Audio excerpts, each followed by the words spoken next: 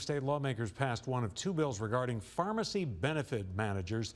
Those act as middlemen between drug companies and insurers. Argued they save consumers money, but they face criticism over the harm they are said to do to local pharmacies. One bill would have banned the PBMs from owning or partially owning pharmacies. That did not pass. Another will require more transparencies in how PBMs operate. That did pass.